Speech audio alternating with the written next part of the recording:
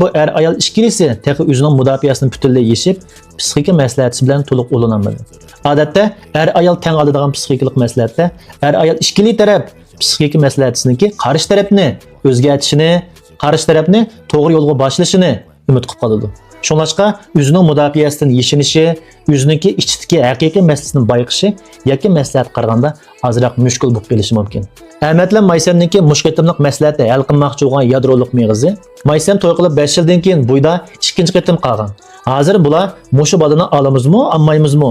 Mushu nuqtada birlikka kelanmay, mushu maslahatini oldiga keldi. Ahmadning deyishicha, bu balani og'isi bor. Maysamning deyishicha, bu balani elish olmaslik to'g'risida ikkilanib qelyapti.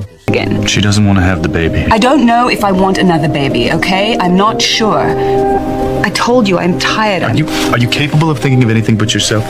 It's my pregnancy. Our pregnancy, it's ours. Oh, really? Yeah, that's right. And the hemorrhoids, are those yours too? And the 9 months of morning sickness, whose are those? And the extra 50 pounds, are those yours too? Maysamning qarashicha, balani tug'ish-tug'maslikni men mustaqil qaror qila olishim kerak deb qaraydi.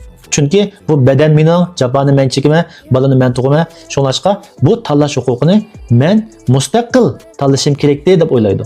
Lekin Ahmad bo'lsa, men balaning dadasi, shunlashqa bu qarorga chuqum men qatnashishim kerak deb qaraydi. Bu vaqtida agar maslahatchi Maysamniki balani yolg'iz tug'ishini qaror qilishi to'g'ri yoki xato deb bu parangni qilsa, ayol o'tirisidagi ziddiyatni texmo keskinlashtirib o'tadi. Shunlashqa bu yerda Maysam siz eng ko'ngil bildigan masala zodi nima deb so'rash orqali bular bilmayotgan, bularning yoshirin engida saqlanayotgan bir masalani yoritish orqali bular biladigan, lekin hal qilinmayotgan masalaninki yechimini teptirishdan iborat. Bu yerga kelganda maslahatchi ayol ishko'ylarniki o'zini bilmaydigan, yoshirin engida saqlanayotgan yadroliq taqozzosini asosiyatdan bilib bo'ldi. Endi qanday qilib ayol ishko'ylarning o'tirisida yaxshi bir ko'rik yasab, bularning ko'nglini bir-biriga tushuntirishdi qoldi. Have you spoken to Dr. Cornrick about terminating this pregnancy that you've wanted for so long? I don't think I'll be able to love another baby. I'm angry at him already. I feel like it's forcing itself into the middle of things. And ever since I became pregnant, I felt the hormones raging, driving me insane. And I know I'll have postpartum because that's what happened last time. I see it coming and it paralyzes me. I won't be able to take care of this child. I won't love him. I don't know what I'm capable of, you know. I scare myself. I scare myself to death. So is that convincing enough? You're insane. Why? Because I want to be able to make my own decision? Deranged.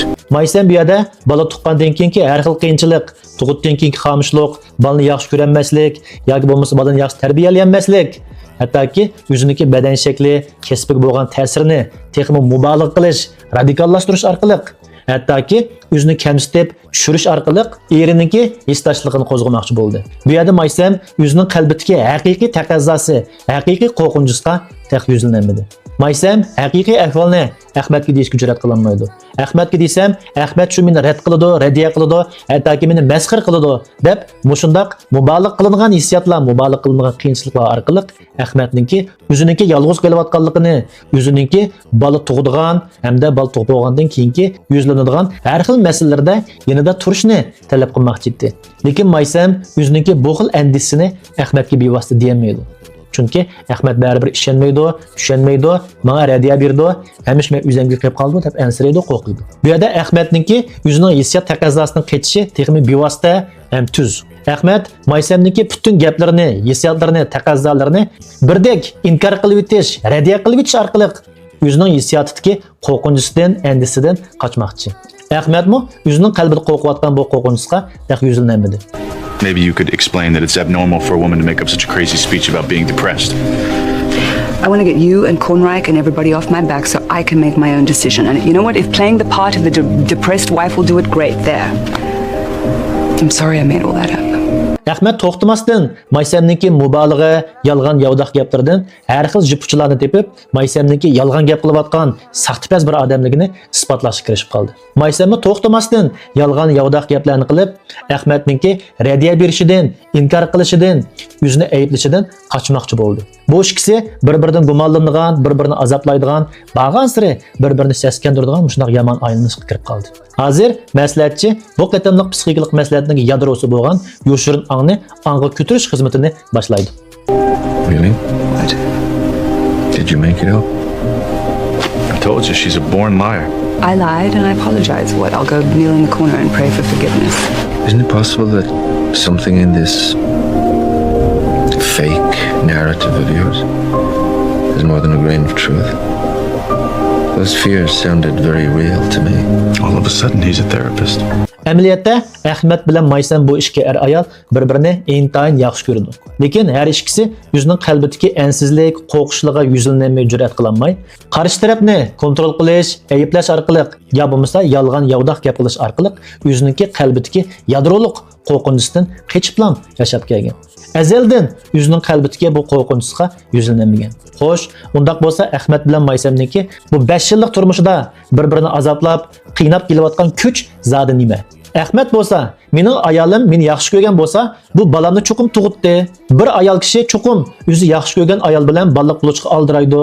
Mening ayolim Maysam bu balani olaymi, olmaymi deb gumonlanayotganligidan bu meni yaxshi ko'raymi, ko'rmaymi deb gumonlanyotdi.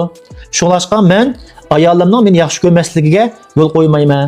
Men majburlab ayolimni o'zimni yaxshi ko'rsaman. Shunlashqa mening ayolimni mushu balani tug'ishga majburligim, ayolimni meni yaxshi ko'rishga majburligim bilan barobar deb o'ylab olgan. Albatta Ahmadningki bu xil hissiy logikasi yoshirin аңда, o'zimi bilmaydi.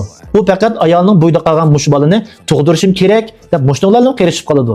Bu xil kuchniki nerdan kelayotganligini, nemishqa bunday kuchli bo'ladiganligini, nemish kirishib qolganligini bilmaydi. Buni maslahatchi Ahmadningki yoshirin еңidan аңga ko'tarib yo'rtib turdi. Bu Maysammo o'zining erini nihoyat yaxshi ko'radi. Lekin 5 yilning yozi kunda o'zini razvedchikdek paylab, savol so'roq qilib, charlab kontrol qilib yurgani Maysamni nihoyat bearam qildi. Shunlashqa Maysam men butun diqqatimni yig'sam, andin erimniki gumonxo'rligiga aran taqabul tura olmayman deb qaraydi. Shunlashqa men bu balani tug'sam, erim mening bu japarimni, qiynayotganligimni, qanchalik qurbonlik berayotganligimni ko'rib, meni texmi yaxshi ko'rish tugul. Mushu 5 yildagidek kunda meni ayiblab, tanqidlab, radiya berib, meni texmi azoblashi mumkin. U vaqtida mening erimga taqabul turadigan zehnim yetishmay qoladi deb ma'nodan qo'rqyotdi. Shunlashqa Maysam mening erim mening qiyinchiligimni tushunsa, azobimni, qanchalik qiynalganligimni, badilimni bir tushunib olsa, men bilan kechkichi dushmandek qarashib, ayiblab yurmay, meni bir bag'riga bassa deb atadi.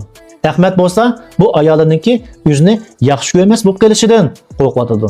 Qo'rqqan sari ayolini texmi kontrol qilib, texmi jiq savol so'roqlarni so'rab, ayolini texmi siqib ketkizmayman deb ching tutib olib boradi. Hattoki ayolni ketkizmaslik uchun bu balani majburiy tug'dirmoqchi bo'lyapti. Both of you have a wide range of emotions in respect to this pregnancy. Perhaps, Jake, you're not confronting your fears about not wanting another baby. And you, Amy, on the other hand, if you weren't so busy fending him off, you might find within yourself arguments for wanting another child. Mana bu Ahmad bilan Maysamniki yoshirin еңida avtomatik yurishib ketib qolgan program bular. Bu programmani bir kasbiy, texnikalik psixik maslahatchi yo'rtib bermasa, bu ayol ish bilan mangu yo'rtamay, bir-biri bilan jangi jidal qilib, eng oxirida ayrilib ketish girdobiga berib kelishi mumkin. Shunlashqa psixik maslahat jarayoni bu qandaqdir psixik maslahatchiniki vang gap qilib tarbiya qilgan jarayon emas. Bir layoqatli psixik maslahatchisi psixiklik maslahat jarayonida jiq gap qilmaydi. Ba'zilar maslahat so'rashdan burun mening mandaq maslam bor, mush maslamni hal qila olamsan deb so'raydi. Har qanday psixiklik maslahatchi bir ikki og'iz undidagi xatdan qarshi tarafning maslasini topolmaydi. U cho'qim muntazam, az deganda 50 minut psixiklik maslahat programmasiga kirish kerak. Chunki siz hal qilmoqchi bo'lgan masalaningizni siz o'zingizmi uqmasligingiz mumkin. Uni mushundaq parang jarayonida psixik maslahatchi aldirmay yo'rtib oldigan gap.